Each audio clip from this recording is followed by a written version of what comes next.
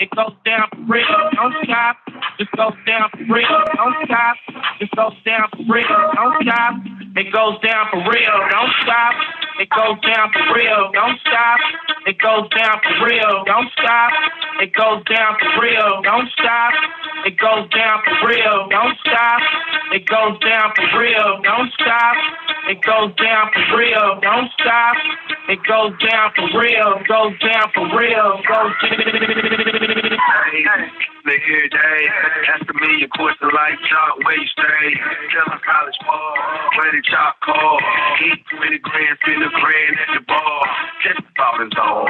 Days on my feet, I'm on the phone. Don't hit like me. It's a 9 cut, yeah. Put the bucket feet. Heat in my trunk, probably just for the freak. Catch me in the hood, posted at the store. Listen in my lap on the phone, counting dough. Give the girl true, let her do a thing. Just like a mama night, mama night, mama night, mama night, mama night, mama night, mama night, mama night, mama night, mama night, mama night, mama night.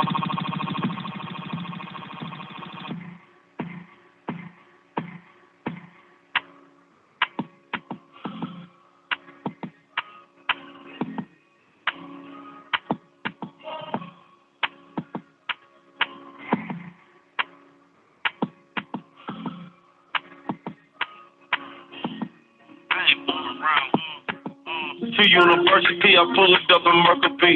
Mama, how we filled up with bags of Hercules. Soon as I finished, pissing up at the seat down. My mama beat her, come on damn every time. Only child, no siblings, no best. I couldn't do nothing right like a lefty. But my mama first house with the jewel, man. But my mama second house with the club, man. Me and mama used to trap out the same house. Used to eat and go to sleep on the same couch. Me and mama got busted at the same time. Quarter told Judge the damn same line. I can tell mama proud of her only son. 2 chains, I have always worn more than one. Yeah, I'm real. I'm here, you know you gotta feel. You poppin' pills, I'm real than $2 bills. Yeah, I'm just trying to make my mama proud. I'm proud, yo. I ain't trying to let my mama down. Yeah, I'm just trying to make my mama proud. Yeah, proud, yo. I ain't trying to let my mama down. Mama ain't raised no time.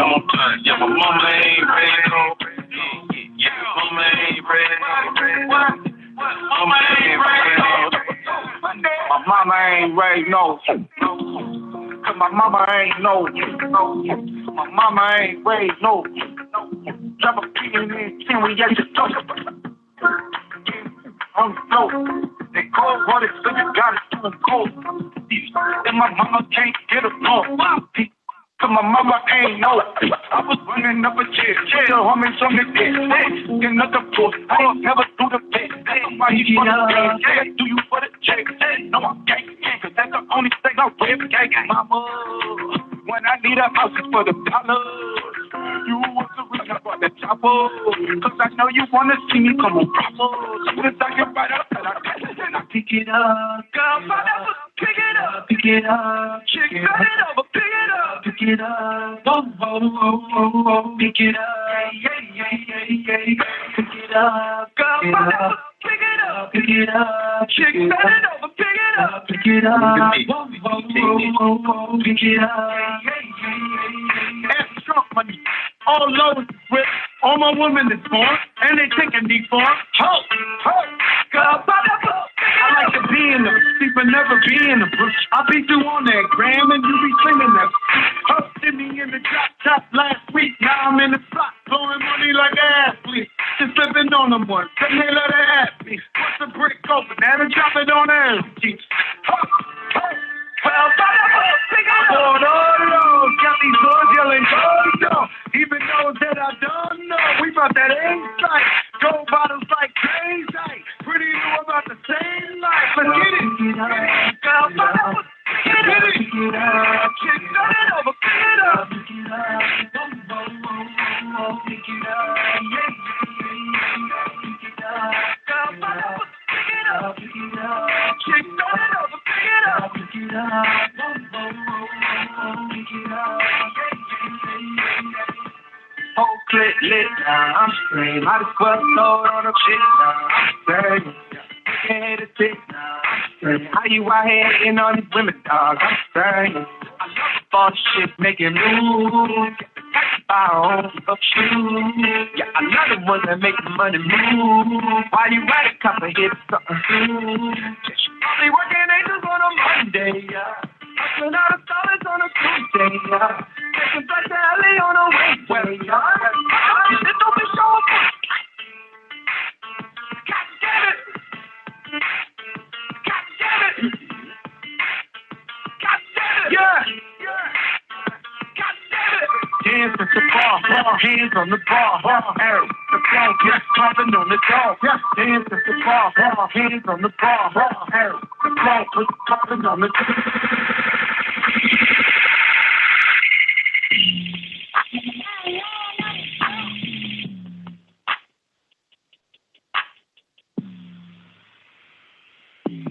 Check it in the spot, jerk, what's that in the pot, work. Push one star, hit one button, turn on talk to a bird. No dedication, spark. Let me get a truck, perk. Play with me, mark. Ain't where you going, church. Street certified and you know that. Tell them going free Kodak. Why they had to tell them going free Meechie. Had to cut it all day with Leechie. 2-2, run some Peachy. FYI, you free. I'm a hard on the it ain't easy. So soft for the rent, it wasn't easy. Hard. Just on free email. 21 summers, I ain't free still. Nah, 488 like I had Bill. 1998 got cash still. Whip that work with a cat grip. I had to pick that bill. White two-door country boy had milk. What you think you do want to have feel? Twerk. Good, I want to see you twerk. I throw a little money to twerk. I don't really think you can twerk. Twerk. If you broke, go to work. Make that big booty twerk. Make that big booty twerk. Can I touch that booty? That booty? That big old booty? Shake that booty. Can I lay on the booty? Mike Tyson on the booty? Cover right there, booty. Smash. Spank that. Gas. Smoke that. Little bitty dope that. Yeah. Pop it. Drop it. You know I got the money. Stop it. You a copy? Copy. Call me. Pop it. Can't pay the bill. She's stupid. If you let me hit, I do it. Big booty. Black and beautiful. So chain got rules. Batman. Bruce Wayne got groupies. Catwoman that got boots. Jump all in it. Shoot. Back it up. Two. Big old booty. Come over. Got a in a Gucci. She fit the booty in the fashion over. Yeah, you ain't no groupie. I'm not like loose. That I'm stupid. And I'm trying to smack man included. I want to put you on a better team. Her booty shaking on my skin, something that I never seen. I'm at the head of the bed instead of that I get ahead of you. I'm gonna leave it, can't ever getting rid of it. My money on that. Okay, what you telling? Say I gotta spin a bag. Okay, what you telling? I ain't playing with your ass. Already got too many fellas. If I pull a stick out, you gon' really get the rest of me. Good, I want to see you twerk. I throw a little money to twerk. I don't really think you can twerk. If you broke, go to work. Make that big booty twerk. Make that big booty twerk.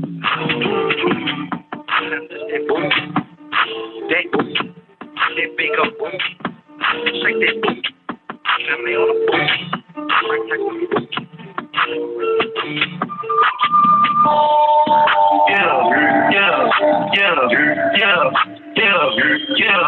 Yeah. Superstars out. Brand new cars, by the bar now. Swing goes now. Going home now. Smash, chatting goes. Run the shows. Big bang roll cash. Now she go. For the team. Now she wet those kids. Sing about putting her on the ground, man, the lead of this whole gang in the field. We don't do pictures. Pocket letters. Don't think I'm ready. You got that swag. You got that song that's selling. Free mind. Cash in my we felon. Saw my teacher. I was the same student felon. Now I got a lawyer. Straight cash, no settlement. I'm out my element. Out my element. My the same. Don't need no pop, no fame. Pop, no pop, ball the game. All brand new chain. I swear the lane. Call the group the game. What's that thing? This shit give me. Yeah, them boys, who you trying to do it? Bring the tool and die.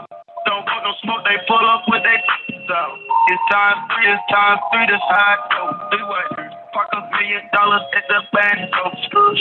We gon' eat that dope until we go. Eat it up. Rich straight to the top low. On more PJs than Pablo. Rich like water, go to Cabo. Cash in the walls, hollow. Your money too small, micro. Hunch up on the car, gotta reload. Yeah. Yeah, superstars out.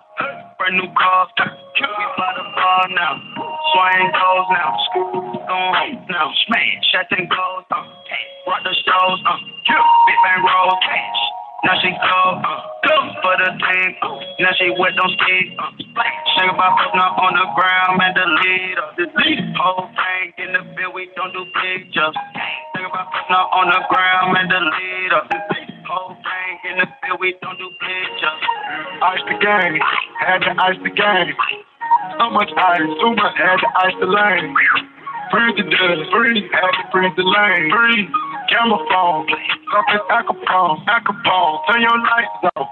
We been on, Ain't from my block and grow up, guess I'm homegrown, well known. Cook it, that is my cologne. Cook, I put my wrist inside the freezer, came out cold. I put my heart inside this shit, cause I was chose. I put my heart inside and only God knows. Yeah, the clinics for that baby, but the snow. I break the snow, what's the link? We shoot a hit for the explode. Reload, yeah.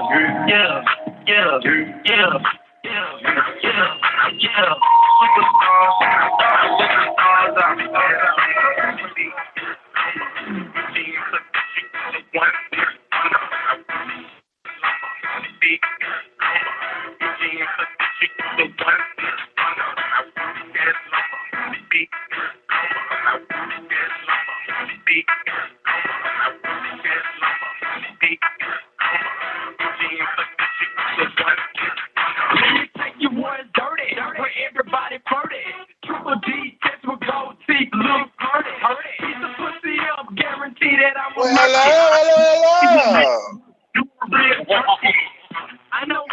Everybody, look, smile. It's Monday.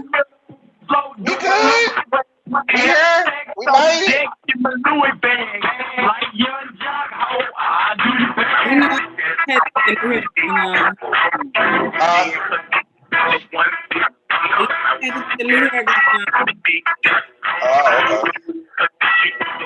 What she said? Say it again. Oh, I think she said something about she wouldn't be here next 2 weeks only because she had residency, if I'm not mistaken. So I don't know. Let's get it. Let's go and get into it. Bree, go and give us something. Go and give us something, Bree. What I'm giving y'all? You know you gonna give us, girl. What we always do. We get a word in. Okay. Let me get that word in. Let's get that word in. All right. Our Father in heaven, we come to you giving all honor and praises, Lord. We thank you for this day. We thank you for life of the street. We thank you for this opportunity to use our gifts of gab to minister to our people and to generate a platform for everyone to get a little something and give a little something. We thank you. We ask that it show in Jesus' name. Amen. Amen. See, Marty, you ready? Yeah. I'm finna crank it up. It's official. 1, 2, it's 3. We're here for a particular reason. It's time to put the kids to bed. And that reason is... It's time for the full 180. Oh, yeah. It's time for the full 180. It's Monday, man. Look, it is time to get your week started. We done had a fabulous weekend. Little rest, little relaxation. Some people just hung out and kicked it. Whatever you did to get yourself ready for the week, hey, man, you did a marvelous job. So give yourself a round of applause. You are now back on. It's Monday, 8 p.m., and you know it's time for the show you've been waiting for, and we've been waiting to give to you. It's the full 180 Convo. That's right. Where we have real, transparent conversation. That's right. I'm talking about real transparent. Sometimes you might hear some language you just, well, not no cuss word, but you might hear something, you might be like, man, did he say that? Yeah, I did. And majority of the time, it's me. It's not them. But anyway, of course, the lady who keeps us safe from the actual all the penalties and the tickets, she is doing her residency. So she may not be joining us today. If she do, of course, she always knows she's family. She's always welcome. But other than that, I got the crew with me now. Other than you heard the sounds of Mr. DJ Legend, Mr. AKA Charles Carey. Of course, we got our own soon to be Dr. B, Miss Brianne Miller, and of course, hey ladies, our first lady, KC Estelle. What up, fam? How you feeling? Well, with it. Ready. Miss y'all. Ready. Well, good. Look, I don't have no news that you couldn't use or stuff you just couldn't find today. But I do before we get into anything, I got to get into it because it is going on. I do like to stay relevant. So this is how we're gonna start the show. We're gonna jump right on in it with the man behind the art. That's right, DJ Les behind the art. Freeze, please. Them knockhead boys. Mr. Legend, give us the update, man. What's going on in sports around the world? Man, right now, Olympics is going on right now. So, Simone is gonna compete tonight on the I think it's like the balance beam. She's gonna go ahead and compete tonight. I think it was kind of a blessing because all her other teammates, they all either won gold, silver, and bronze in different individual exercises that she was gonna be in, but she withdraw from all the other events. So that was, she gonna perform tonight. So hopefully we're gonna pray for her. Hopefully she just go out there and just have fun. Don't worry about everybody else. Just have fun. Right. I ain't gonna lie. So have you ever thought about what event y'all ever do if y'all was in the Olympics? Hey, I was good. Hey, remember in PE? Well, this is like elementary school, but I was good on them uneven bars. I was ready. Yeah, I could do it all. Boy, I had that round off. It was good. I stuck that landing. You understand me? And it didn't move. I want to do volleyball. Beach volleyball. I remember when I was little, I used to, I know like my mom, she used to have this rug that was always rolled up. And so that was my balance beam. I was jumping all on that thing, flipping. Jumping from couch to couch. Boy, I'm about to get in trouble. I thought at that time it was it Dominic Dawes? Yeah. Yeah, I thought I was her at that time. I see. Okay. What about you, Tim? Volleyball would be mine. Yeah. I don't know. That ping pong, they I don't know what they be doing, but they be hitting them hard. They be all like this, like they retarded me. I'm like, man, they be. That's a real game, bro. You ain't never play ping pong? You ain't never play ping pong? I played, but not like the way they play it on there. They be serious about it. Yeah, it's like getting hard, like it's real serious. I understand sweating and everything. Hey, I heard since you were talking about the medals, I seen the USA. Oh, go ahead. I'm sorry. Oh, you got a pile, see? Yeah, okay, they getting that going on right now. So the fastest man is an Italian guy. He's Italian, but he actually was born in the United States. Okay. And we didn't hear the beginning of it, bro. 9'7". We didn't hear the beginning of it. He was an Italian guy. They won the one. Uh-oh. Yeah, I was laughing the other day. I was like, man, because I was like, he got the blackest American name, and then I had to go back and research it. I was like, oh, okay, that's how he represents Italy. I was confused. That's just y'all know. What was it, Lamont? Yeah, right. That ain't an Italian name. So they did the count. See, they said we got like USA is leading with 60 medals because I watched the young lady. I think her name was Karen. I can't think of it, but she won the 200 or the 400 code. So USA was first and third. And then where's Usain Bolt from? Jamaica. Yeah, so Jamaica was second. Got first, second, and third. Man, boy. You know why though? Only because our homegirl ain't there. Because it'd be a different ball game if it was. Yeah, because it was on the one USA person, Tiana Daniels. She was in the race, but she got 7th place though. Mm-hmm. Well, come on, USA. Anything else, my brother? Nah, that's all for right now, man. It's gonna get into the show. Already, man. We all go. What you say? Go ahead. The first lady, her announcements, is there one? Man, is there one? Look, he already in Usher mode. I see you, boy. Well, since you said it, you know where we're going with it.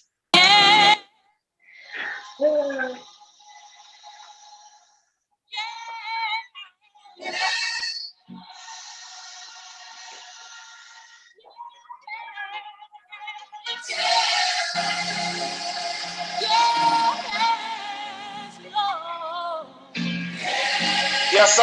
If you didn't get it on Sunday, she gonna give it to you today. None other than our own very own First Lady, Miss Casey Estelle. Hey, ladies.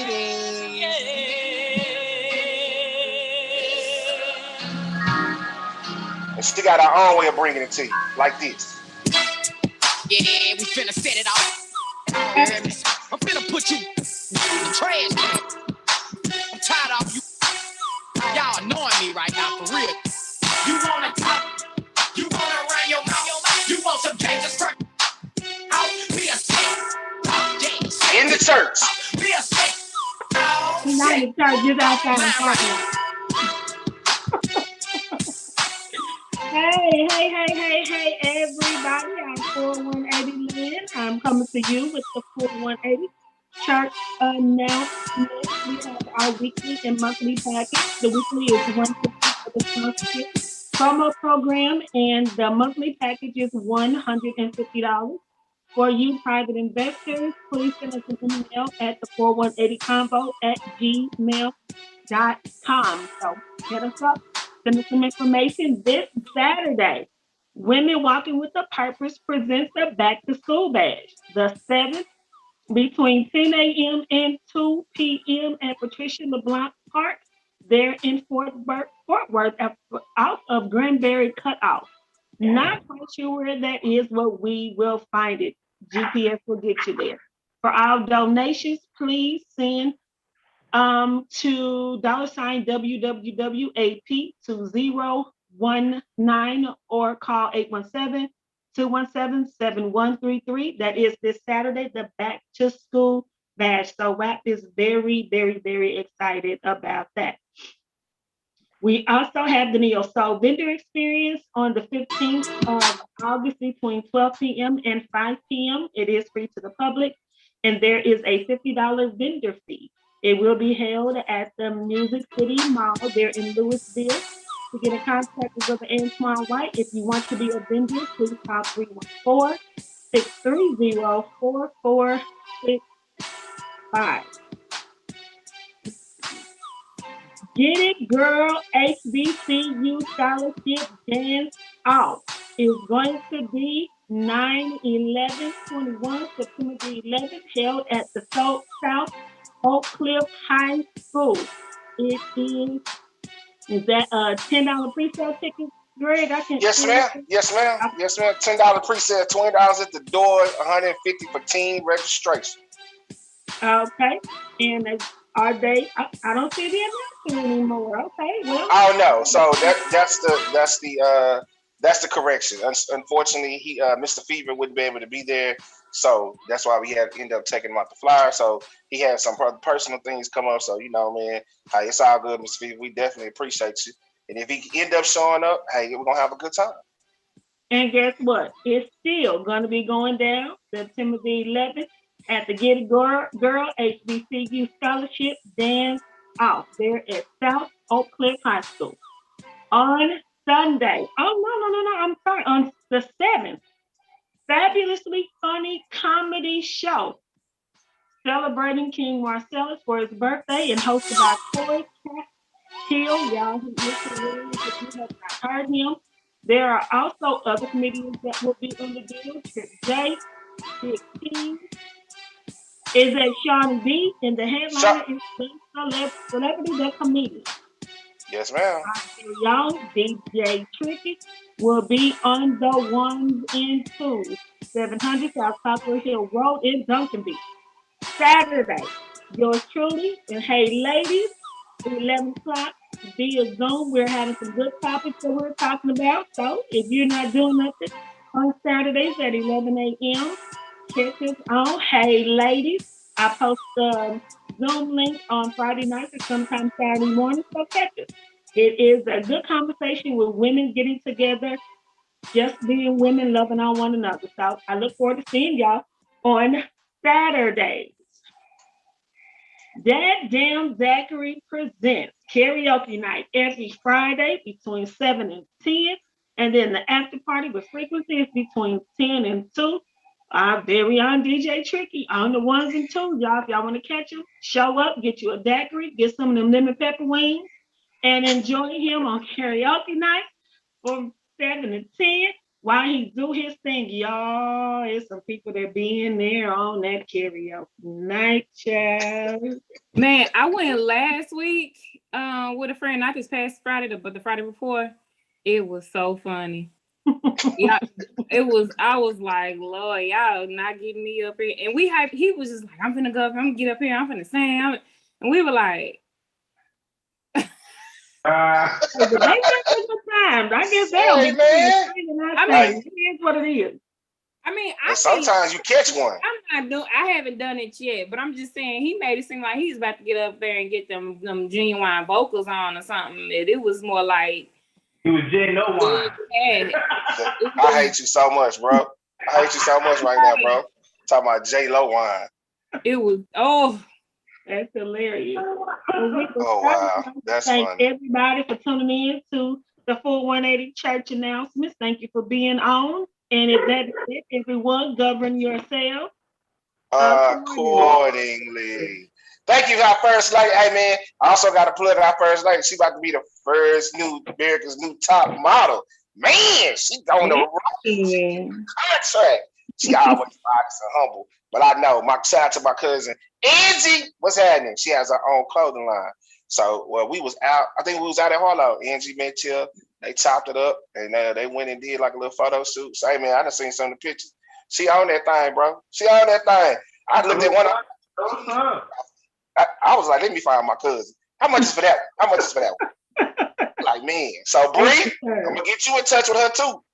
You know what I'm saying? Come out there and show your teeth a little bit. Okay. You know it, man. Look, that's how we get down. Look, and then also I got a couple shout outs, man. Let me make sure I shout out to my partner, my homie, my ace, we've been rolling together, doing events together. Mr. Antoine White. His birthday was on Saturday. I was running around and I failed to catch up with him, so I want to say it publicly. Happy birthday, my brother. Or should I say happy birthday, King? Hope you had a great day, man. Hey, from day one I met you at Bar Louie, bro. We've been clicking ever since. So you my dude. And I promise we're going to get out for your birthday and do some things. Shout out to everybody who came out to Harlow in the rain. Charles, you hear me? Sisters were in the rain. Boy, I was amazed yesterday. I mean, we seen the cloud coming. They moved me. Sister stayed. Shout out to Dr. Hicks. That's Queen Hicks. Mr. Michael Hicks' lovely wife and her crew came out and hung out. Ariane's, one of my homegirls. Keith came all the way from the ATL along with Patrice, man. Bro, it was just crazy to see black folks still kicking in the rain, bro. I was just like, because, you know, rain's kryptonite to some of these people. And I was looking around, I seen a whole bunch of weaves that just got bought. I'm just like, ooh, wee. Hope your eyelashes don't get the bottom. It's okay. They got the water wave. Oh, okay. I guess, man. That's what you want to call it. I was just like, dude, I was like, this is cool. I was just tripping because I know certain women would be like, oh, Ryan, I'm not coming. I'm staying at home. But, I mean, everybody had a good time. So, man, I appreciate you. Anytime you get a chance to come out, come hang out, whether it's Charles, me, Bree got a pop-up going on, or, you know, I know First Lady, she finna put a whole bunch of conferences together. Man, she doing things. Man, we got to support each other. Oh, Charles, let me say this. Hey, bro, we might get our opportunity. You know, I got asked to be on Hey Ladies, bro. You know, I don't know when, but might have to get on there. You know, I'm representing us right, though, right? You know, I'm gonna take care of her. I'm gonna take care of her. You know, I'm gonna get away with Tiffany allowed me to get away with it. Yeah. Which is not much. But yeah, man. So let's go and jump into it, man. Today, the topic is growing apart. Now, I'm not saying growing apart where, well, you know, I don't want to do this no more. So I wanted to break it down into sections and try to hit all these sections, right? So we're going to talk about growing apart from your parents, growing apart as siblings, growing apart as friends, and then growing apart from your spouse or your significant other. So let's get right on into it. I want to start with, I think, the obvious, growing apart from your parents. Now, I'm going to tell y'all what it says in my research. Dr. B, I know you appreciate it. So it says, is it normal to grow apart from parents? It's not a bad thing to grow apart from your parents, but it's all a part of growing up. It's normal, and it's a chance to explore your own life and do your own thing without your parents looking over your shoulder all the time. It goes further to say, what is it when you grow apart from your parents? It's they use the word I can't say it. It's individuation.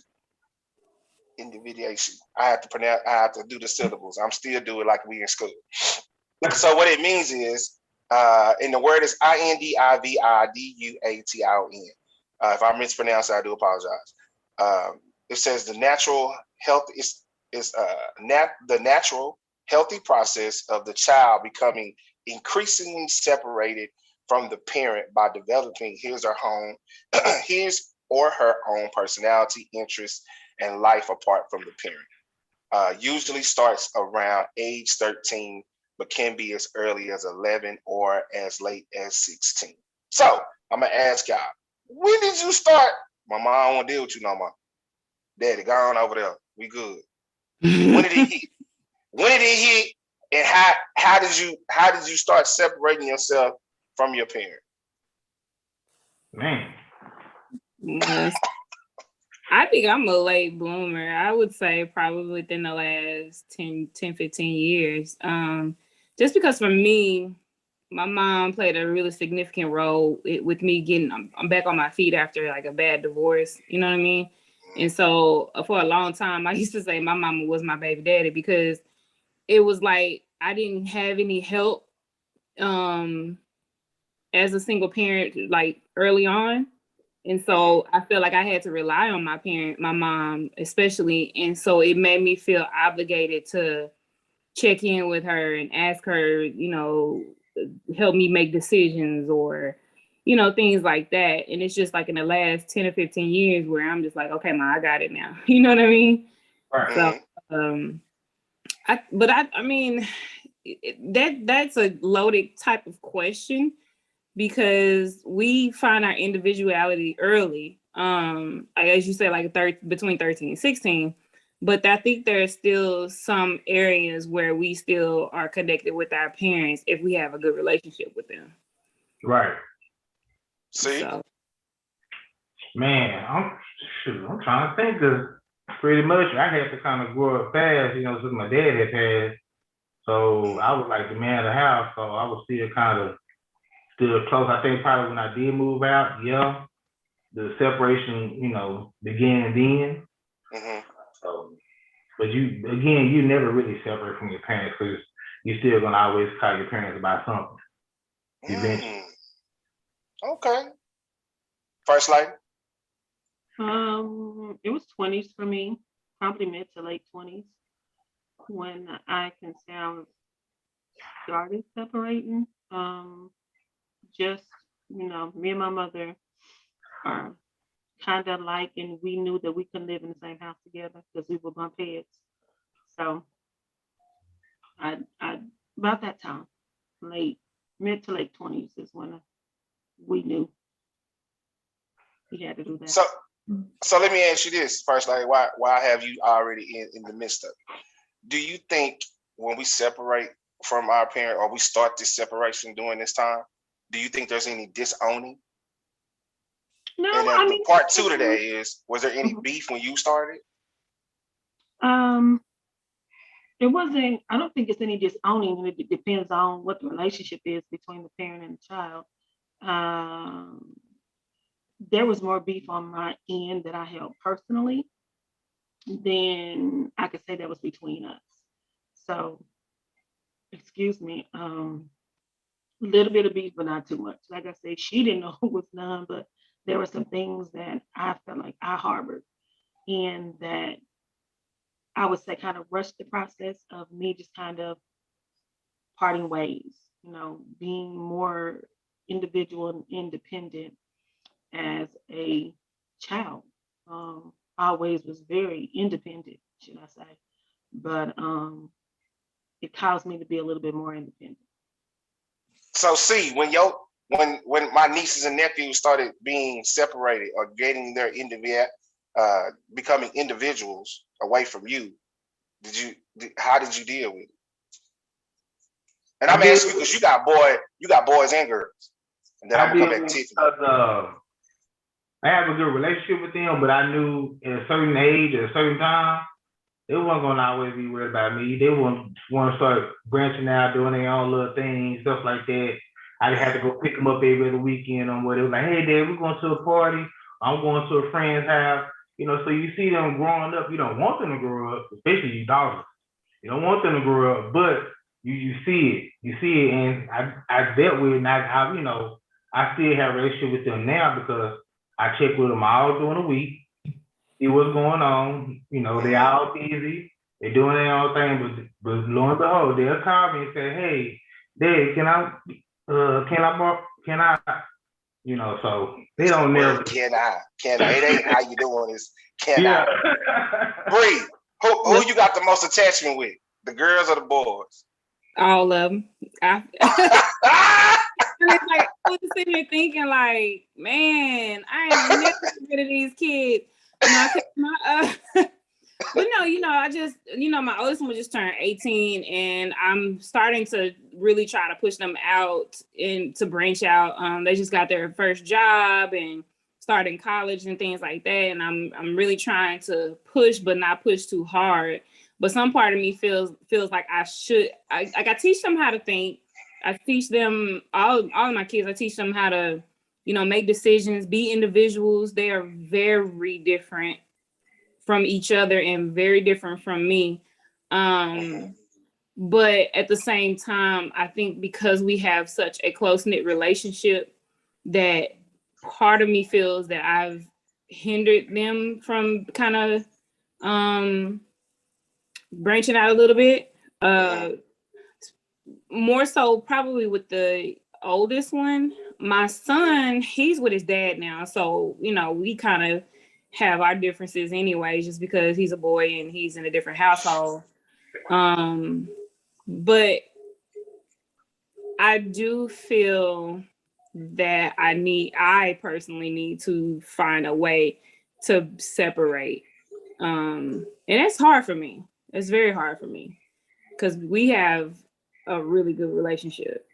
So. And it's kind of like, that's what I want to say with your situations that you talk about. I'm thinking it could be hard because that's all you know. You know what I'm saying?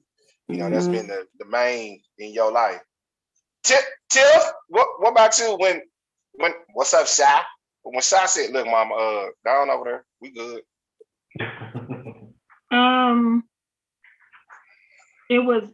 It got harder from the oldest to the youngest. When the oldest left, I still had two left in the house. And when the second one left, I still had the youngest. When the youngest left is when I was a total wreck. Because I had nobody after her to,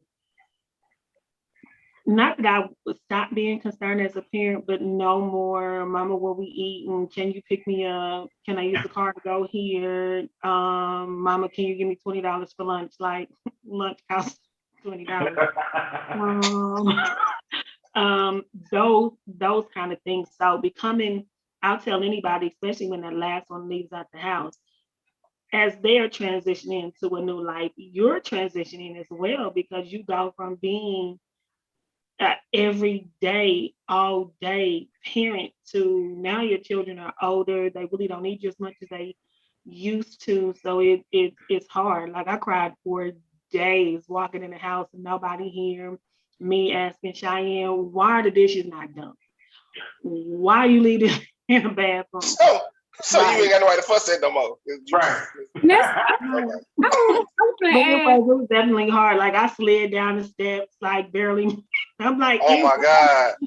Bad. Like, no, real talk. It was really, really bad. Like, I held on to the banister. They had to stop, jump out, get out the car. It was bad because it was a lot for me, because for 2 years it was just Cheyenne and myself. Right. So I went from kids to being in the house to just no kids at all. So Tim, let me ask you a question.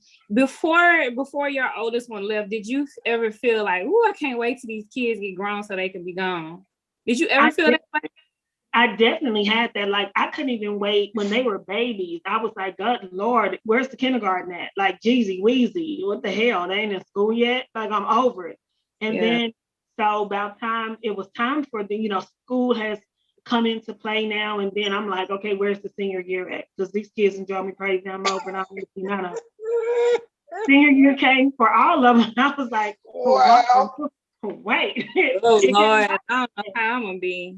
So yeah, I'll tell any parent, and I mean, of course, it's different. I would say to women, that last one is always just a little bit more difficult to me than it was everybody else because I still had somebody in the house. When she was gone, I was just like, okay, it's just me. But let's be clear, I adjusted to an empty net. Translation. I was thinking like y'all can visit, but y'all can't come back. Right. And see, I was thinking more because, like, for me, for me right now because my oldest and how I know that whole situation came about. Like, she is really like my miracle child. Like, had I not had her or had I not had them, I probably wouldn't be here. So I'm like, it's really hard for me to realize that they're on the way out. Whereas my youngest one is I made sure she was, by the time it got to her, she was so independent. So we don't, you know what I'm saying? It's like at 5, I was telling her, I was giving her a whole list of things verbally and she could do everything on that list for me. And it's like, she washed clothes, she do everything she does independently. So it's kind of like, I wonder if mine would be flipped. Would I be really like messed up when my oldest one leave and be okay when my youngest one leave? That's why I mean that makes sense. Normally, go ahead, see. When child support ended, that's when I knew they were separating. You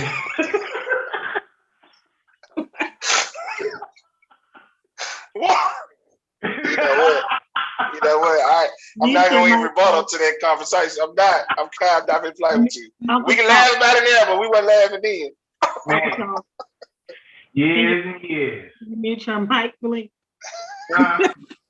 Can you mute your mic? Well,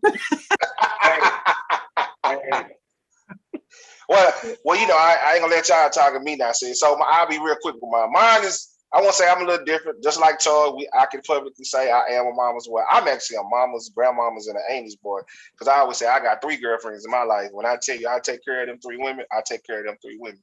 But I guess mine was a little different. Now, as like the way that Tiffany and Bree talk about their youngest, since I'm the only one, well, I have a sister, but I'm the only one. It was, I think it was more hard for her than it was, my father. So it's interesting to hear how, how Tiffany said she cried, this and that. I never really seen that emotion from my old man, about, me leaving the house, whatever. Now it was just like, yeah, all right, go on out there and get it. Quit asking me for money. I'm like, oh, okay, cool.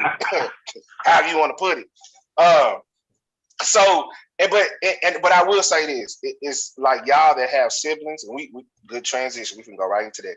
Y'all that have siblings, and now that I have one, and me and Randy always talk. Man, we grew up in the same house. Oh my God, we'll probably run them reckless. But those who have siblings, it's like I wonder if there was a. Well, let me ask y'all this, because I'm gonna say this, then y'all can rebuttal. Being in my house, being the only one, sometimes there was a yin and a yang. You have the one who fight you. I had 2 lawyers, a prosecutor and the one that was going to defend me. So it just all depends sometimes. And then, I used to go back and forth a lot. You know what I'm saying? Now, we've had conversations and my mother has, we've talked and she was like, well, sometimes I shouldn't have said nothing. It's cool. I mean, we learn as we go. That's why it's called life. And I'm pretty sure she apologized for that, whatnot. But I mean, as far as, I know my mother closed my door for like 2 months while I was in college until she got the first bill. Then she opened up that door and was like, okay, whatever. And then when I moved out after my divorce, I remember she cried that time. But, we have a relationship. But I was so focused on, like I tell anybody, my father was like my superhero. Like, I played football like him. I'm built like him. Me and my sister look like him. So to hear y'all stories, that's why if I'm not talking too much, it's because I'm actually listening to y'all, because there's a whole nother side of the world that y'all have, that can be more relatable than me. But anyway, since you said siblings, so growing apart from your sibling. And let's see here. So it says, is it normal? Like many before them, Harry and William may have simply grown apart. Excuse me. This is strikingly common occurrence among siblings. It doesn't always suggest a rift. It's often just different preferences. With families I work with, it says I am forever struck by how different siblings can be from one another.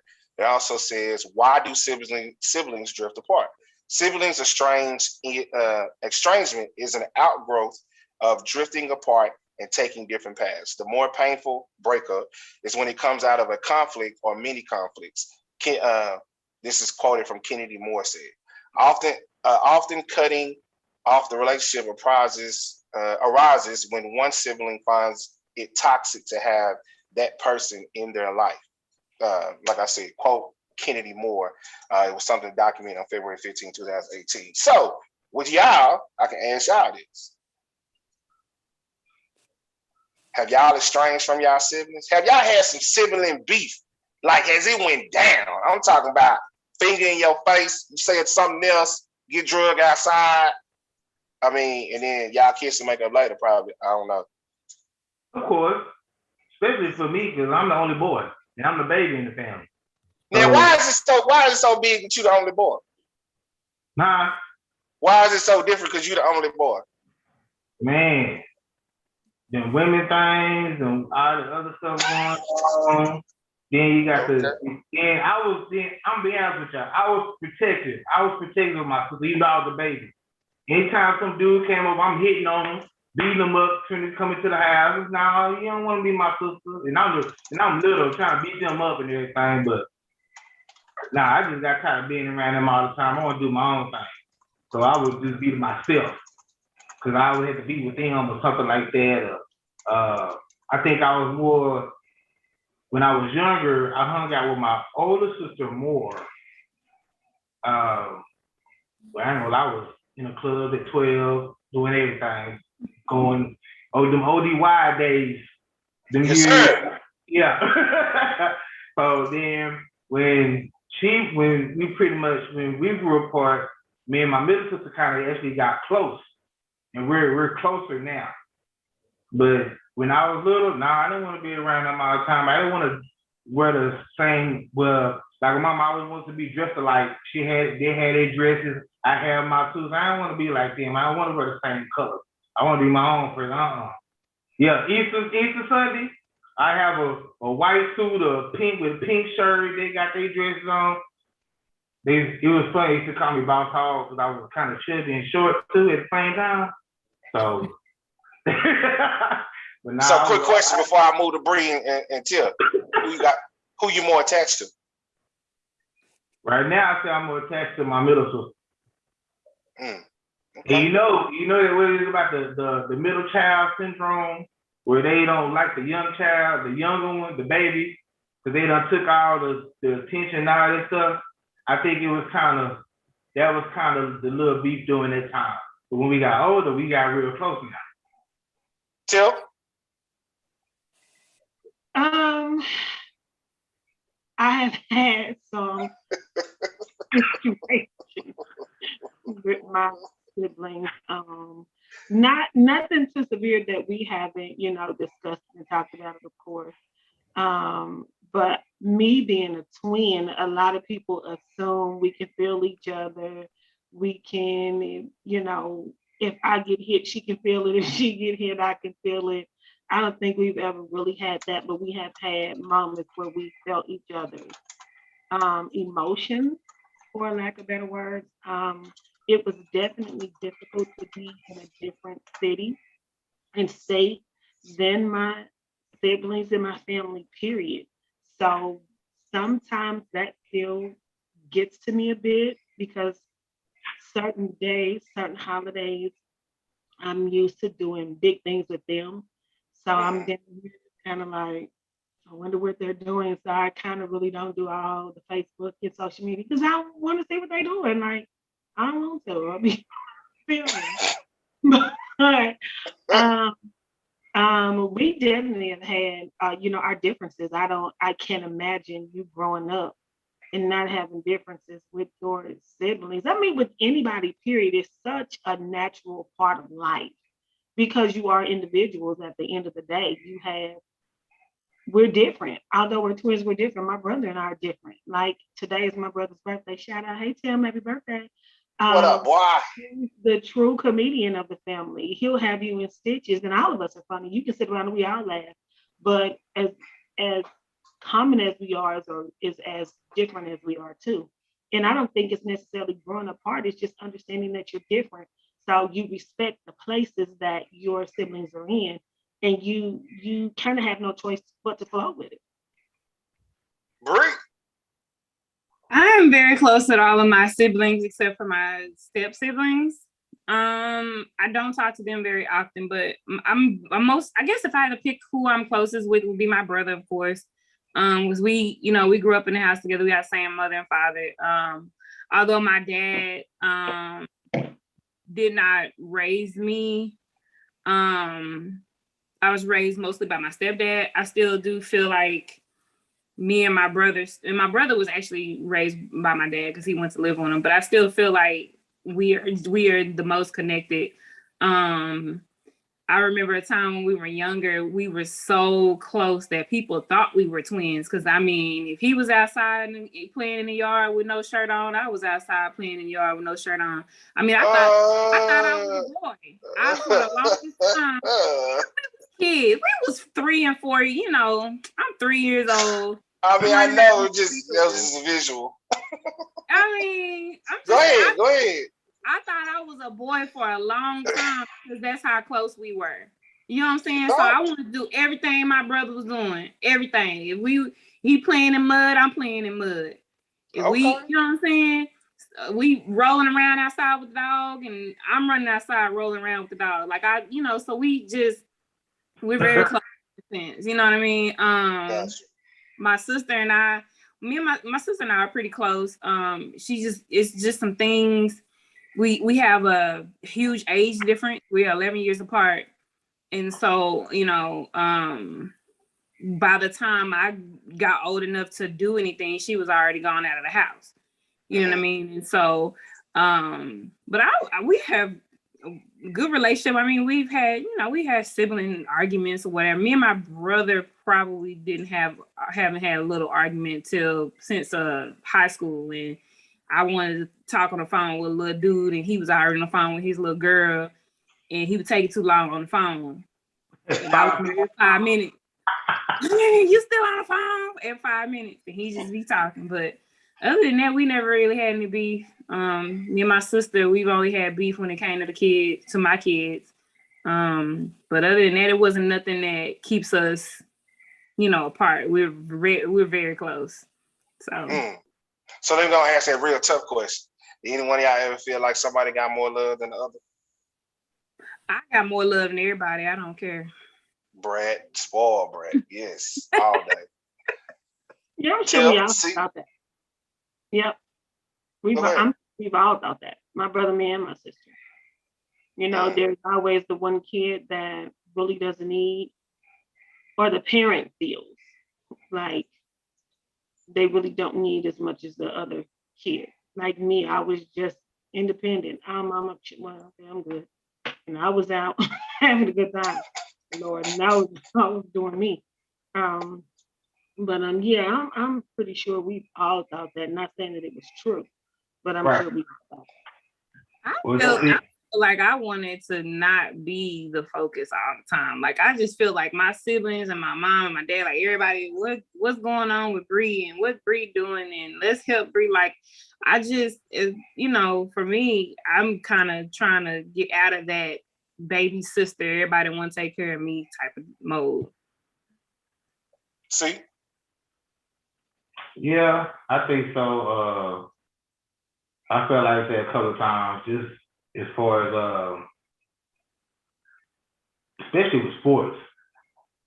I was in sports, and I just think I wasn't supported in my sports, but then with their sports, he was there the whole time, or put more attention towards that. Mm-hmm.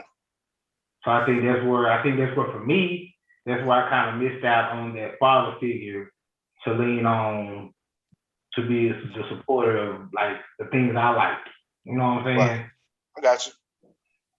So yeah. But anytime when y'all felt that way, you know, did you express it to him in like the reckless mouth, or was it, you know, well, how did you deliver it to him when you felt that way? How'd you tell mom?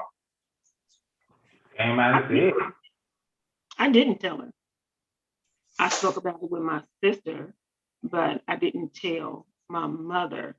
I think as parents, you know, once you become a parent, you kind of start putting things into perspective, understanding who your parent is.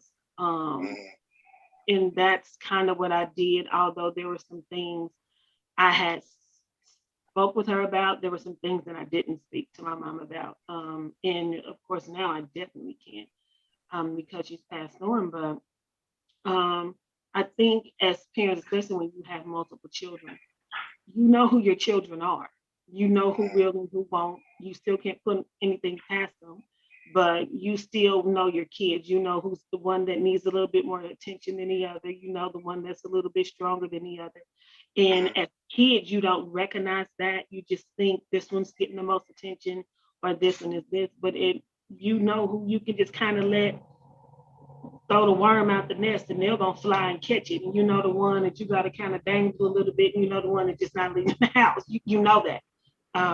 So you just again you kind of grow up in a sense, like I did. I was just like, okay, I was always called the strength, so that's what I settled into. You know. Was it ever a struggle just you being the strength? Like sometimes did you just want to be? You want the roles to turn sometimes where you want to be where you could just vent and let go and not always be like, oh, okay, well, let me suck up my tears so I can take care of somebody else. Most times I sucked up the tears, but yeah, there's definitely the times where I was just like, girl, like I'm over this. You know, like I don't want to be strong today. I want to be the one, you know, get my little ego stroked a little bit on my head and hold me in the fetal position. You know, but hey, it is what it is, you know. And then you settle into what your role is. Not that someone created it for you, and sometimes they do create your role for you. You know, you constantly hear you're the strong one, you're the strong one, you're the strong one. That's what you take on. If someone says, like I had to tell my kids, just because I say these things to you, like everybody says my baby girl's mean. Shane, you're mean, but I had to tell her, I don't want you to be mean because that's what you hear. And you feel like you have to live up to being mean. She gets no nonsense. She gonna say what she gotta say and she done with it. Yes, she will. So a lot of people don't right. A lot of people don't understand that that's just how she is. So Cheyenne's just so mean. She's so mean, but she just don't say it. She gonna be done with it and we over with it. But yeah, there were those moments. That's interesting. Oh, go ahead, Brie. I was gonna say that's interesting that you say that because just kind of what Tiff's saying, I constantly feel like I have to prove how strong I am because people are always trying to, you know, I feel like a lot of people try to take care of me, so I'm always constantly trying to prove I got it. I'm a strong person. I don't need this and that. Because it's just hard. It's hard feeling like just feeling like people don't understand that I'm capable, which I know they do, but in my mind, it's kind of like, you know, I feel like I have to constantly prove that all the time, which I guess it's something that I've created in myself. But I do feel that way. So it's funny you say that you feel like you're the backbone, that you have to suck up your tears and stuff like that because you're stronger. And I'm like, yeah, I feel like I have to suck up my tears because I have something to prove all the time because I'm the baby. Because you know what I'm saying? Like, I don't know. And it's crazy because I feel like at my age, I've done way more than my siblings have done and on my own. But it still seems like I still got a lot to prove. If that makes sense. It wasn't enough. Yeah, and I don't want to say that it's like not enough because everybody's proud of me. I assume that they're proud of me, but it's like I don't feel as independent as I would like to feel. And like again, that just might be just something I created for myself. It's so crazy that you say that, Bree, because I see that in you. And I've said it to myself before. I said, I wonder why she feels like she has a group. And you've never said that before, and I've said that. So now the correlation makes a lot of sense. Okay. Kim Caked Up says, depending on where you fall in line with the fam, for obvious reasons, I am closest to my sisters, though, but tight with my brothers as well. Hey, Kim Caked Up. She got that brand new job. I'm coming down there, taking us out to eat. Kim Caked Up say, she said, but I am the baby, hard-headed. I would never thought that. Hard-headed, strong, always get what I want, being the baby, everyone in your business. Oh, I see. The vice president of WAP is in the building, Miss Frankie Ellis. What's up, sis? How you doing? Thank you for joining us tonight. She says, my siblings always say I'm the one that got the most attention. Mom's favorite. I don't know. I grew up with Frankie, so I don't know who got the most attention. Good. Right. I would say, Frankie, you probably the most. I don't want to say. I'm gonna say you're probably the most identical to your mother. You gave your mother very little pushback. From what I know, I'm on the outside looking in. So Twan, don't call me, or JoJo. But I'm gonna say maybe you were the one that gave your mother a lot less pushback than the other two. Maybe they found their own individuality. Can't get that word out at that time. And so when you were doing what you were doing, you were just seeing what your mother was doing, and you was following that trait. Just something to think about. What up, Twan? She on her. Ooh, glad I got through that. So then look, so we're gonna get to the other two, but before we do that, we got to get the thought of the day with none other than Dr. B.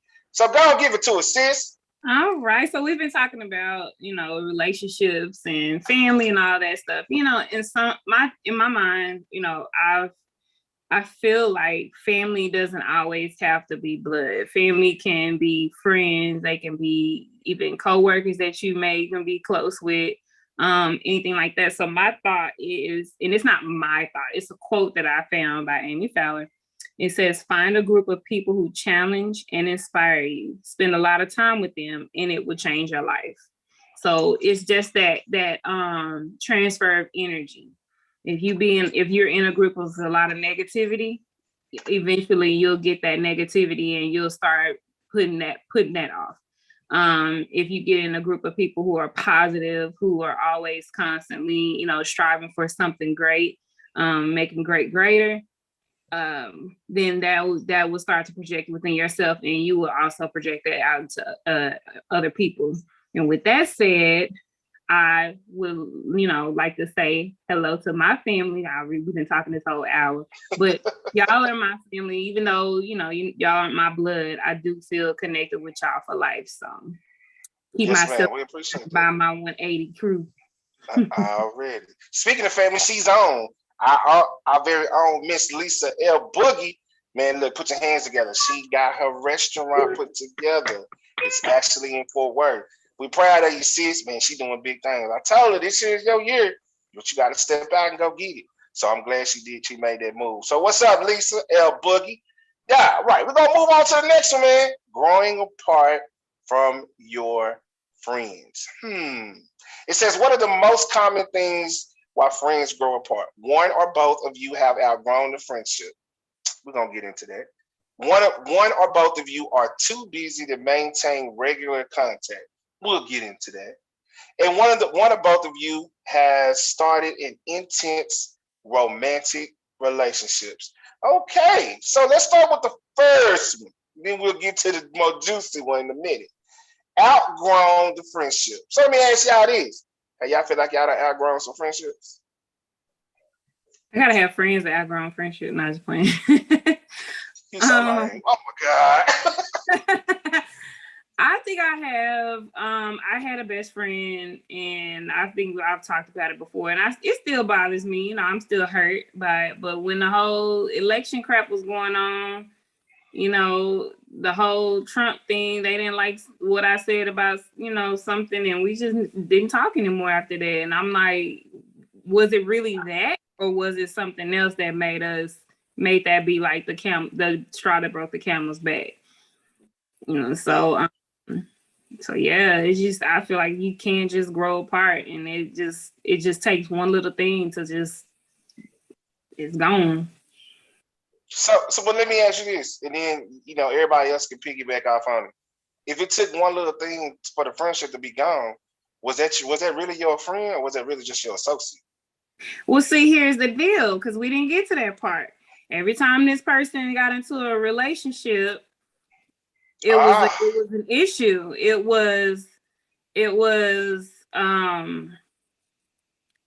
just was an issue. If they were going to a new, 1 minute he was Christian, and the next minute he was Muslim, and the next minute he's a Democrat, and the other minute he's it was just like every time he got into a relationship with a female, every 6 months, it was like it was something different. And so he just got tired of me, what's the word I'm looking for? He just got tired of me revealing that to him. He got tired of hearing the truth, and eventually it just became a conflict. As I told him, I would tell him straight up, I was like, oh, you got nothing that's not gonna last, and then true enough, 3 weeks later, he complaining.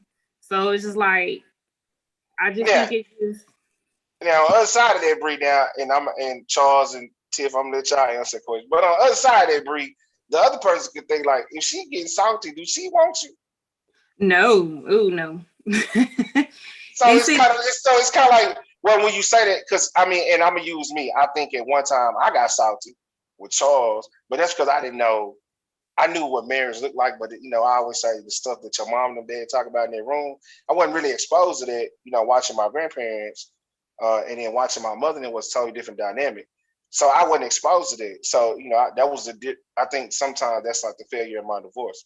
But it's just like, I felt at one time like, well, we can't hang out no more. We can't go to the gym, because we were gym rats. But then it's like, oh, okay, so that's your new best friend.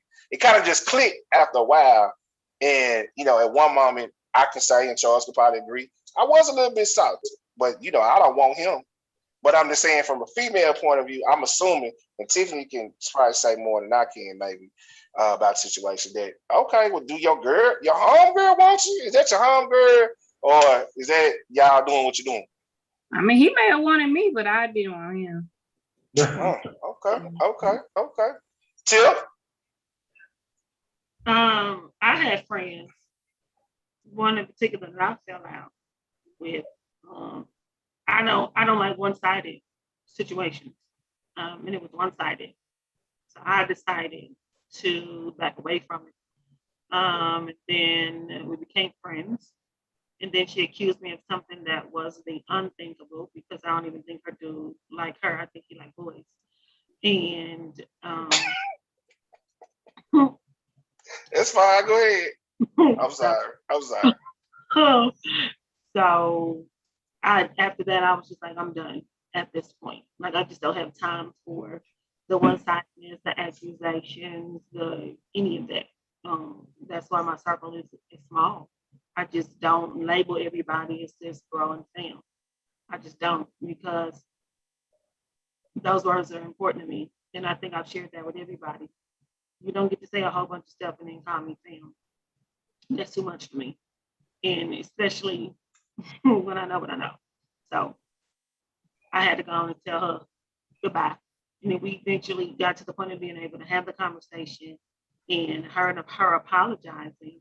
And I accepted it wholeheartedly, but I still knew not to put myself back into rekindling a friendship with it, because I wasn't going to take the chance of you doing it again, because I saw some of the same things that I saw previously, and I said no. So I can accept apology, but you still do you, and I still do me. And there has been things that have surfaced here within like the last 2 years. I'll just kind of look sideways at ground and cool with you.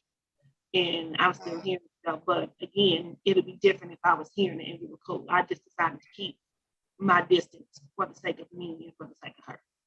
But yeah, So, I've definitely had friends that I was like, yeah, this is a no-brainer. We can't be friends. so hit on this, and I'm gonna move to Charles. So let's flip the script. When you were married, was there issues with his friends not liking you, female or male, or vice versa? I never had that issue. Okay. To my knowledge, no one ever addressed me with it, should I say. I just got along, you know, and then it always happened to work out where we had already mutually knew each other and friends. So it kind of, the connection just kind of evolved into friendships, you know, a little deeper than what they were before. But to my knowledge, really never had an issue with my friends or his friends in a serious relationship, not liking each other. Then there's something that you said. When my friends get into relationships, I usually back off a little bit. A little bit because they're getting to know. I feel like they're supposed to get to know their significant other. So that's just a personal thing for me. I'm not the one with you. I'll take up with your boo. You don't know me no more. No, because if this is her future, she needs to get to know her future. And if I'm a real friend, I'm going to always be there. So, you know, and we'll have our time. But when you meet somebody and you thinking that this is it, if y'all friends, y'all understand that. And y'all have y'all moments when y'all chit chat. Did any of your ex spouses or ex boyfriends, significant others ever feel like they had to compete with any of your male friends? To my knowledge, no, because all of my friends, we understand that about each other. To my knowledge, it was never addressed to me, but we all kind of like-minded in a lot of ways in that regard.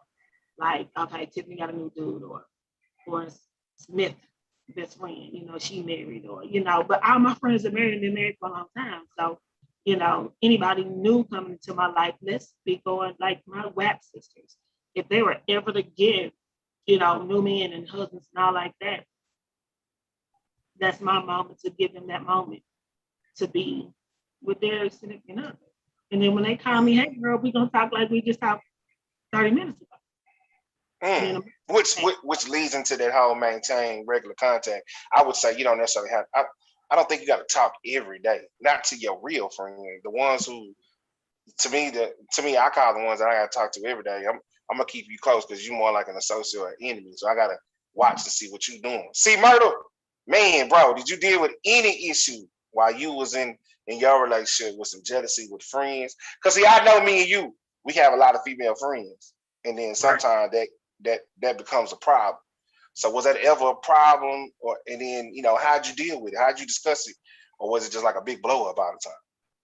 Nah, really. Well, I say when I was married, it was more of, I'm your best friend. You know, she was like, I'm your best friend. Yeah, you my best friend, but I still have my boys that I'm always gonna talk to. I'm always gonna talk about everything with anyway. You know, they still gonna be there. But it was like more like an issue with that. And it was just like it'd be little stuff. Cause you know how I am with sports. You know, I like to hoop, you know, hey, when I go hoop, it was more like, dog, you just go see them hooping, when you just talk to them hooping, why y'all gotta talk now? Cause we boys, we talking about man stuff. And I think I didn't think it was a competition. It was more, I just felt like at the end when I really thought about it, she was controlling it. And so, like with me and your friendship, our friendship, regardless if you down the street or we don't talk for days, I'm still gonna be there regardless because hey, nothing but a phone call away. Real talk. You know, yeah, I have, you know, friends growing up that you grew apart from because y'all went to this school, you went to that school, you went, you know, you gonna have that type of thing. But when you have a true friend, like me and you, we done had our disagreements, we done had our agreements, we done had our everything. If you know, but we still kept it tight regardless. Right. You know, so it was more, I think with her, it was more like a controlling thing. It was like, well, I'm your best friend. You don't need to have these friends. You don't need to have, you know. I'm like, It was more like me, as far as me, I was trying to keep the peace and didn't want to try to have no argument. I was trying to keep the peace in the household. Gotcha. So what about with your female friends? Was it an issue there? Oh my God. Female friends, a lot of female friends I have or I had were more like co-workers because I worked at so many jobs. I knew everybody and everybody knew me.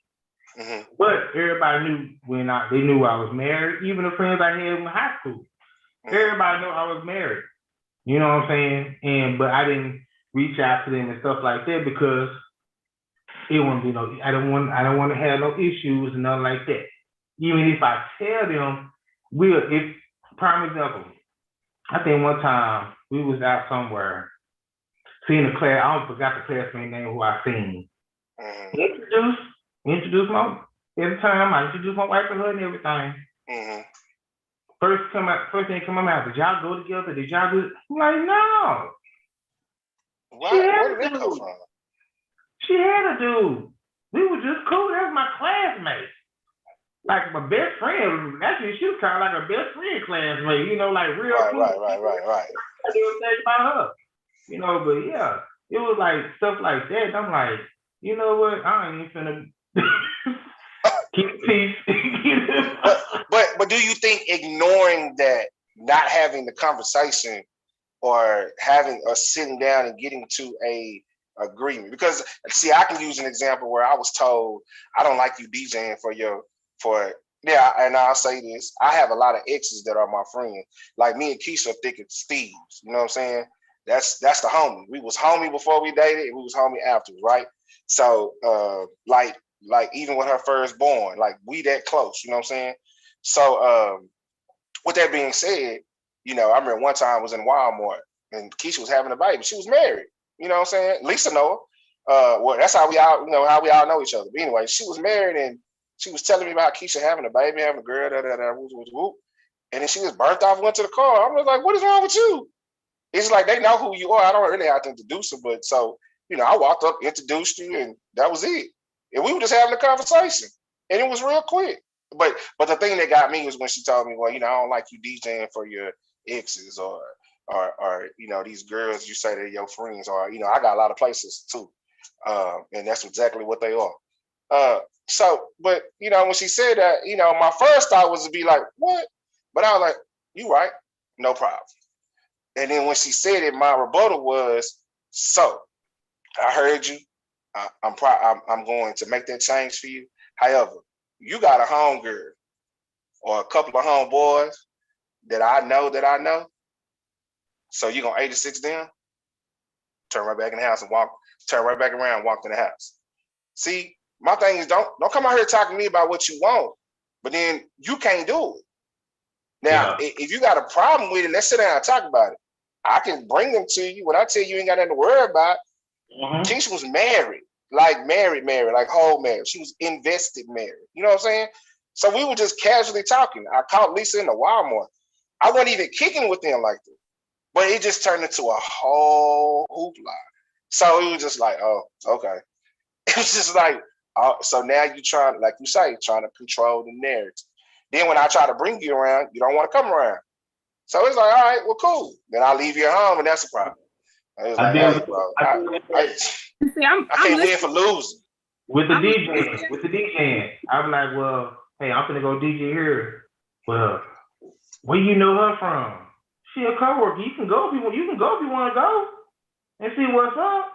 You know, nah, I don't want to go. Okay, then. So this is business. I'm doing business. And that's how it is, boy. Look, when I tell y'all there's a difference between DJ Tricky and Greg Harrington, it is totally a difference. Yeah. At Harlow, I had to tell the lady, if you keep come asking me for this song, bet you I won't play it. Quit asking me to play you a song. I'm gonna get to your song when I get to it. Now, normally I ain't rude like that, but she had pressed that last nerve. So it was just like, okay. But go ahead, Bree. I was listening to y'all talk, and it's kind of like Two things that happened. When I was married to my first husband, he had a best friend that they had grew up together in the same neighborhood and all this stuff. Right. We were, mind you, we were 20 and 19, so you know, had we been a little bit older, it probably wouldn't have happened that way. But she would get into these things where she having issues with her dude, and she's calling my husband in the middle of the night, trying to talk to him about what's going on. And I'm like, well, I'm your wife. You know what I'm saying? She's a woman, so you know, let me talk to her. Like, you know, if y'all supposed to be friends, then we all need to be friends.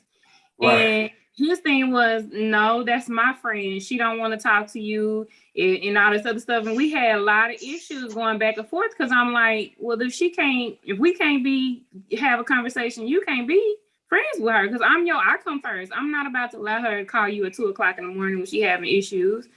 And it would be like, well, here's her number. You call her and try to build a relationship with her. Like, no. And then the second part I was going to say was, I hear y'all talking about like y'all having play sisters and all that other stuff. So how do y'all feel about your women having play brothers and still having, guy friends, and I was secure in my situation because if anything, like I said, if anything is gonna happen, it's gonna come out. But I was secure in mine. So she had friends that actually ended up being my friends. You know, we became cool and everything. So it didn't even bother me. As long as you secure with yourself, whatever's gonna come, whatever you do in the dark will come out sooner or later. Because I think it's harder for women to develop some type of relationship with their man's female friends than it is for a man to develop a relationship with their woman's male friends. Does that make sense?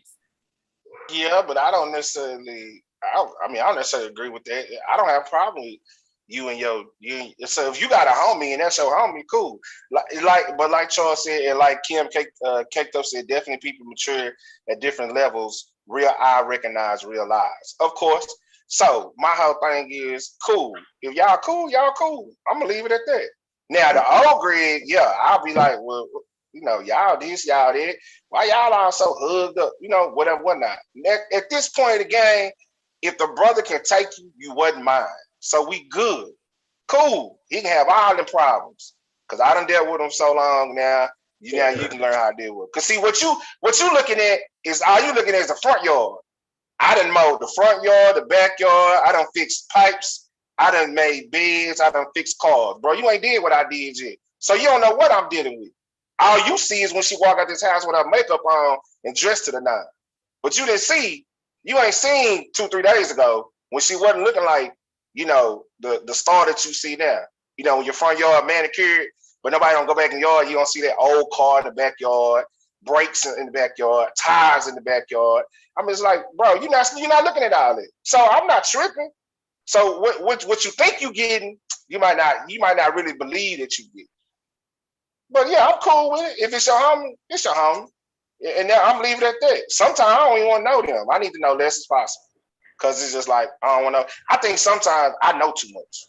And that's because I'm a talker and I like to communicate. But sometimes I think I know too much. And that's my problem, not theirs. I know too much, and then I get around these people and be like, oh, I know about you. And it'd be like, oh, how do you do that? I was like, oh my God. Because in my mind, I dated somebody who, I knew something about one of them, no, they were married. And my homegirl was married to a dude. And I knew something about this dude. And I just can't be in the room with him. It's just because I know you foul. I know you foul, bro. I know you foul so bad. But I can't tell her, well, I want to.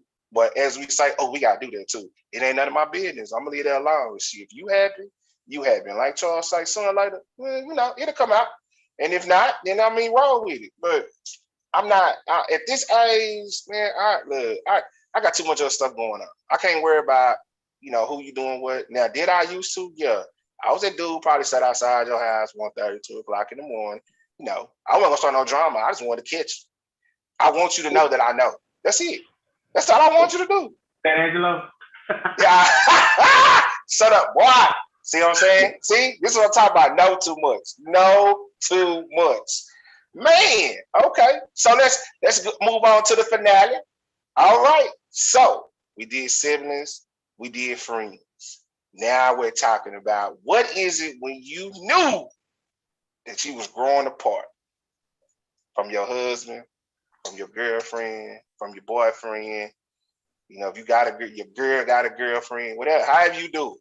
How did you know you was growing apart? How did you know it just wasn't clicking like it used to no more? You know, when did you know you couldn't pass the peas like you used to do? You know, when I met you, what? So you stop communicating and every little thing is getting on your last nerve. Every little thing. It's like I just can't stand to be in the room. Good. And I'm glad you said that. So when you say that, is that a your problem or my problem? It's definitely it definitely can be a my problem, but here's the thing. That means that I'm growing apart from you, that I'm not in it anymore. And so it could be a me problem. And my way to solve that me problem is to walk away. Because if it's not something that I want or is causing me to, be unhappy, then why not walk away? Why waste your time and my time if I'm not happy being with you? Regardless. Go ahead.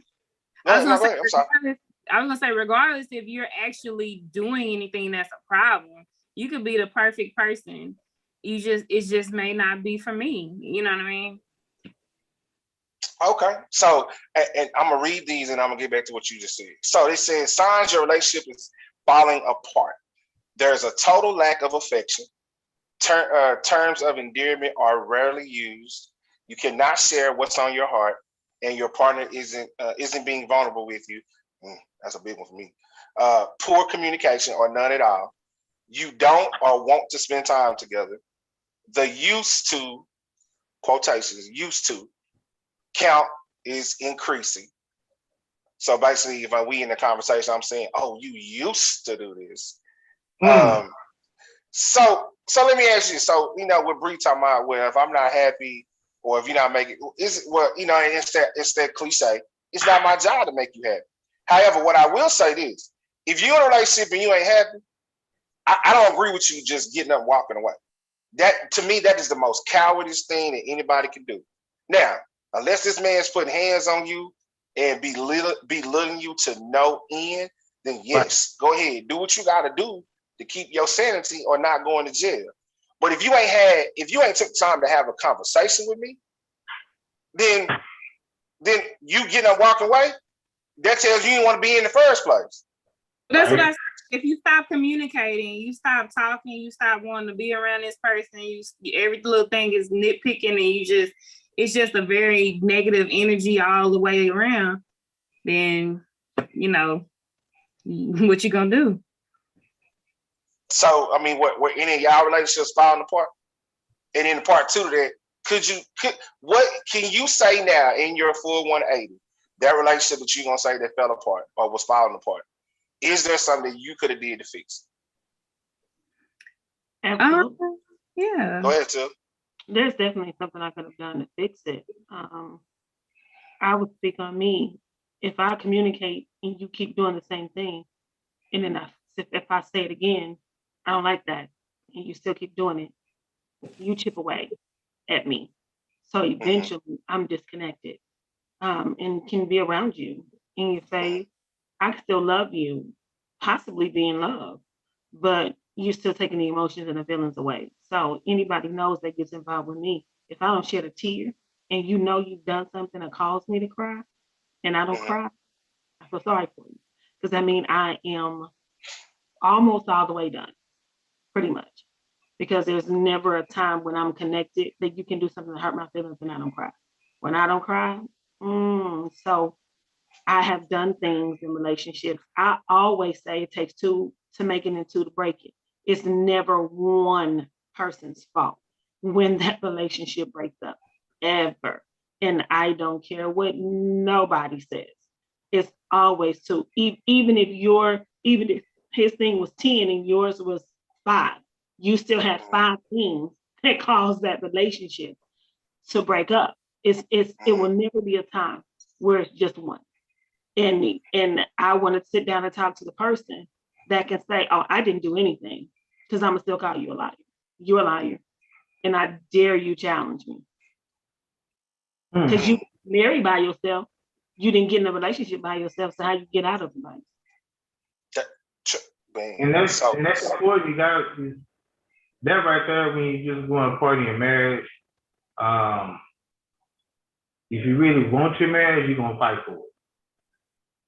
You're gonna talk it out, you're gonna try to seek help. But if it's just if you're not gonna fight, the main person fighting, the other person ain't fighting, ain't nothing you can do about it. They gone.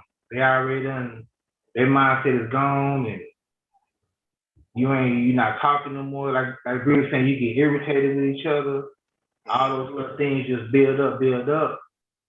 But it gotta be a point to where, okay, we need to talk about this to see where either I fell off it or you fell off it. And that's where I guess for me, like, I have to look at myself, because I'm like, okay, what did I do to make her feel like that? You know, or to make her think, well, I don't, like she would say, I felt like you didn't want me no more. And I was like, okay, why would you say that then? I'm complimenting you, I'm taking you places, we doing things together, you know, I tell you things, but then what else is it? So if you don't tell me, I'm not gonna know. Indeed. You know, so it's like, did you know her love language? Because you could have been doing, I mean, interrupt you, brother, I'm sorry. No, I would just want to ask you a question. Did you know her love language enough to know, okay, this how she sees it? Because she, you know, when she said, well, you know, when she said what she said, you know, you was like, oh, well, how is it? Da, da, da, da. So that's why, like, you know, did you know her love language enough to know, okay, well, she see it this way, and I'm trying to show it my way. I probably didn't. Oh, okay. And that's where that was probably on me.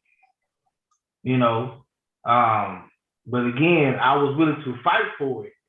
I was still willing to fight for it because I love this woman. Been with you for 17 and a half years. You don't think I ain't gonna stop loving you? And I've been there. You know, so. Right. Is it hard not to get into, because I guess my thing is now with me, I've experienced enough loss in too many different ways. So my whole thing is now, you know, I really ain't got too much for you.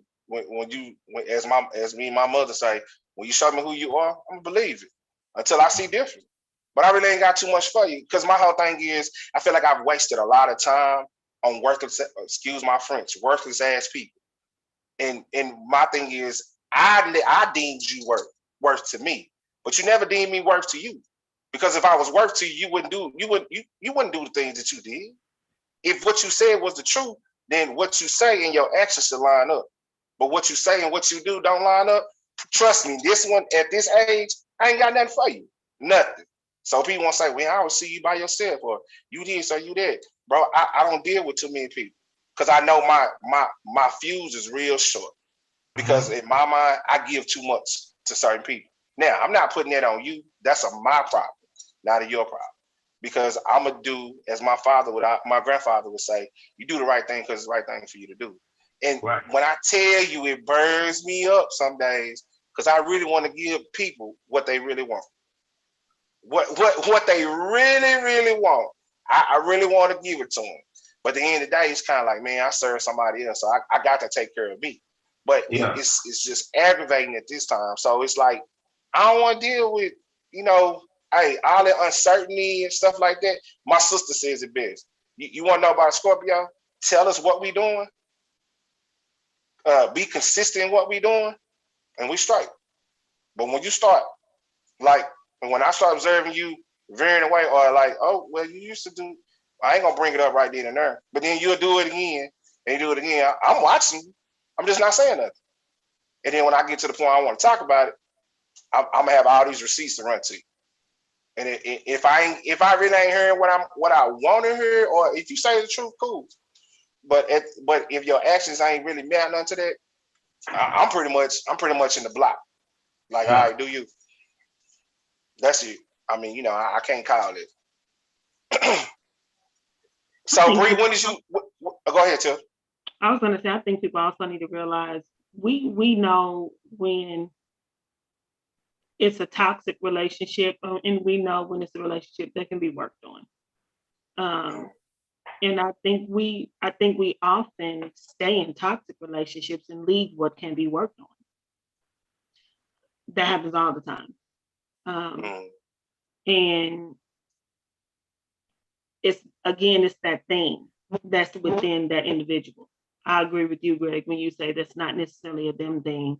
I've stayed in toxic that had nothing to do with it. It was me because of what I viewed myself as at the time. And I walked away what necessarily should have been something I shouldn't have walked away in. And that is with the significant other and just a regular friend. So we got to check us. We got to be big grown people and check and say what's going on with me, where this is what I accept and what I don't accept, and why am I doing it. So I think when we check ourselves, it's so much easier to see what you should see and you shouldn't see. And that's it. Real talk. I agree with you. It's kind of like your words. It's kind of like I tend to say that a lot.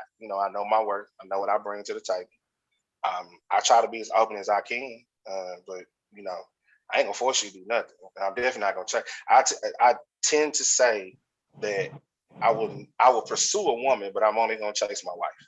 The reason why I say I would only chase my wife is because when you go through the formalities of being married, the business of being married and kids and all that, sometimes, what I'm saying, you get away from what kept y'all together. My boy, Mr. Mouse, I hope he's on. When I was down there, he taught it. He said that too. He said at one time he didn't even know who his wife was no more because they were so focused on the kids. So he had to refocus on, okay, so who are you? Let me get back to get to know you, so they can keep their relationship, so they can make their relationship strong. So that's why I say, you tend to chase your wife because you want to. I always want her to know that I haven't forgot how I got her. Even though we dealing with kids, you whoop and tail, we going to games, we doing this, we working, paying bills, I still want you to understand I haven't forgot what it took to obtain you or earn you to call you my wife, if that makes sense. It does make sense. I think a lot of people need to realize too, and this is self-reflection beyond people. You got to realize that you still a little girl, or you're a whole woman. I think a lot of us are walking around, or a little boy and a whole man. I think a lot of women and a lot of men are walking around assuming that they are men, but are very much so stuck in mentally as a boy. And that when you have to realize too, am I a little girl still in this grown body, or am I a full-grown woman? Right. Think again, it just comes back to checking yourself. You got to know you better than anybody else know you. And sometimes we're not. What do I say with, hey ladies? On my wristbands, it says to thine own self be true. And sometimes that's very hard, but you have to. Yes, ma'am. Yes, ma'am. I had sent something to Tip earlier that Charles, I'm gonna send to you. It was like a play. I know it was a play, but what he said was, I guess some woman was trying to get at him, and he was married, and he told her, he was talking about he said she's just a woman. She said no. She said she's just your woman. He told her, no, that's my wife. You're just a woman. See, a woman is just another notch on a brother's belt. But your wife, that's your soulmate. That's a longevity type of love that when you're walking in a woman, you don't know about. I thought that was very profound. I mean, and like it goes to what Tiffany just said. I think some dudes walking around with that, I'm a grown man. Okay, bro. Well, what happens when you meet a grown woman? And then she start pointing out things about you that I don't do that. Yes, you do.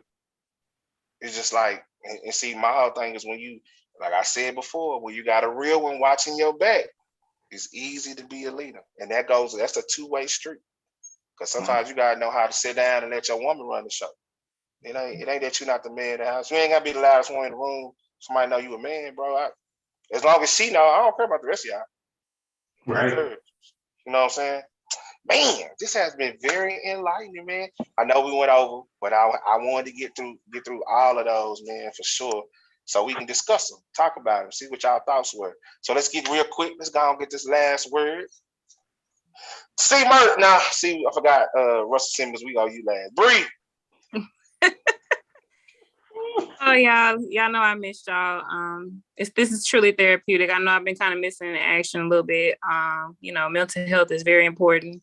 And I appreciate y'all and everything that y'all have done to reach out to me and support me and be there. So love y'all. I'm back.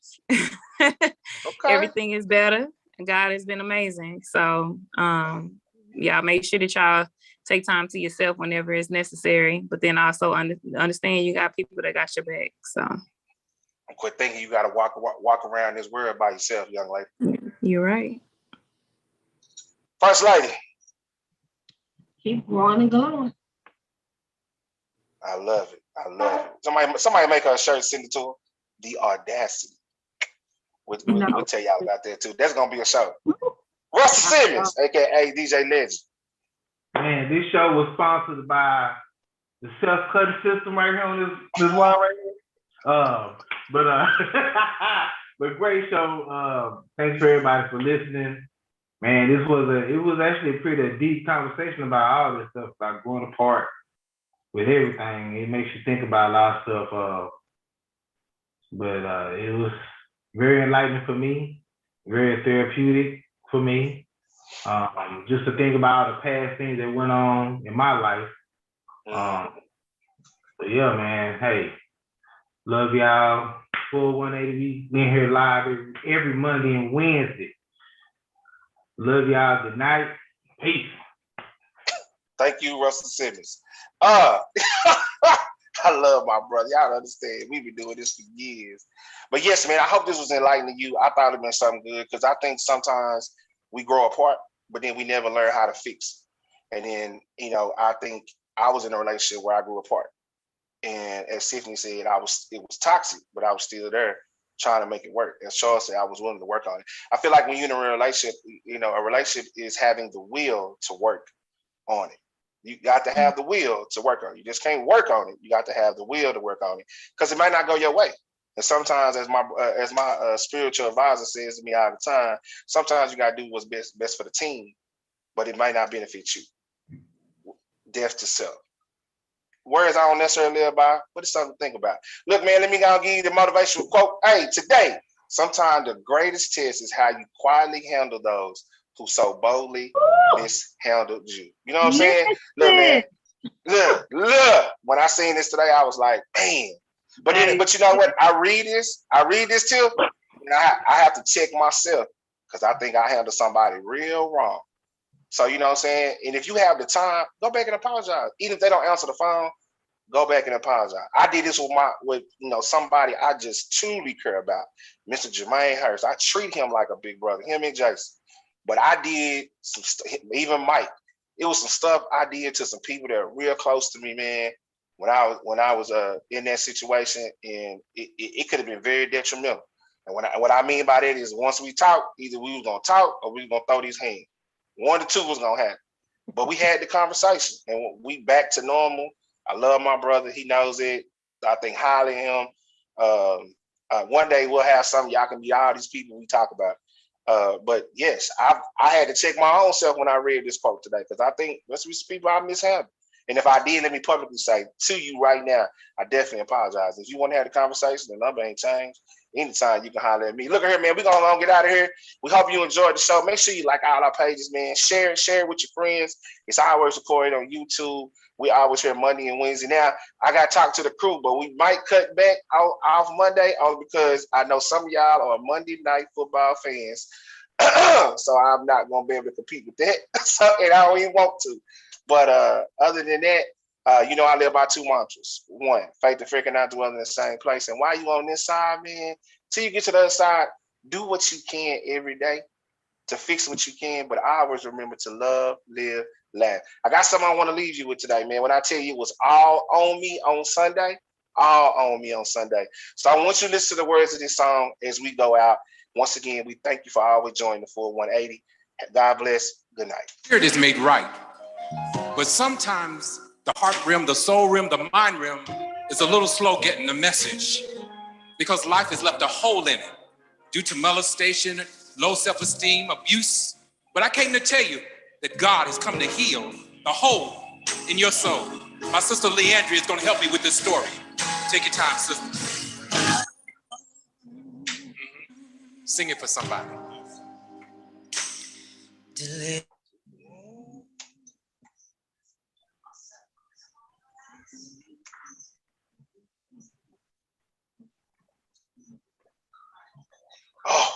Oh, it paused. Why?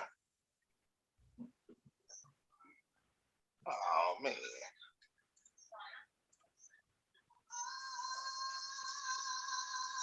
Hold on.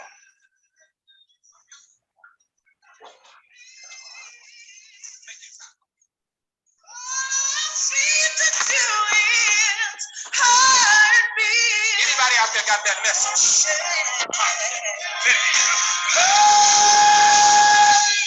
We should be finishing it, but I need you to say it one more time.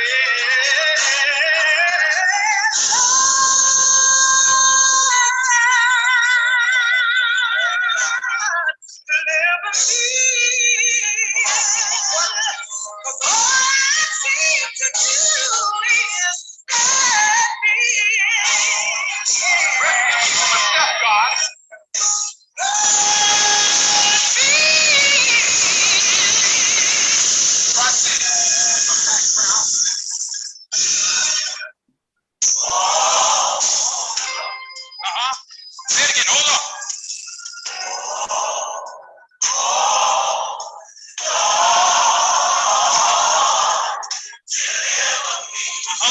Rescue me from myself, from my overthinking. That's right,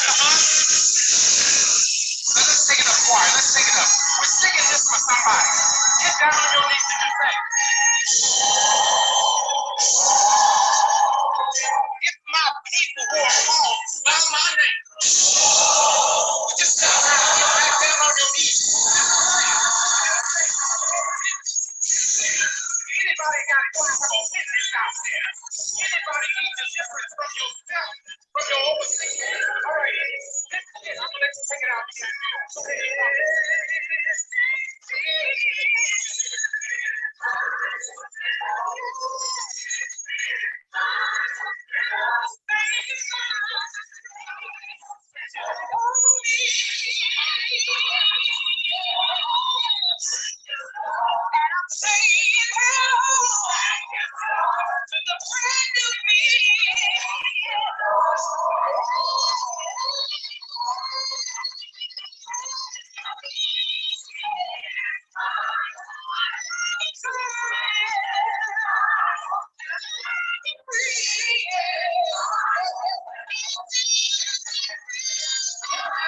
Hello.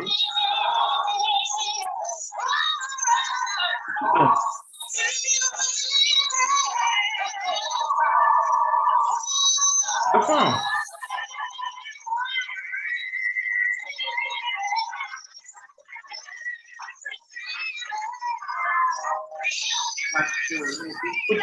What are you writing there? Oh, you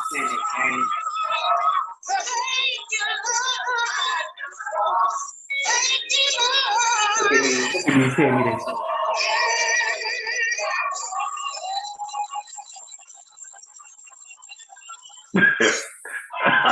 Ain't nothing on right there. This is commercial. Y'all have a good night.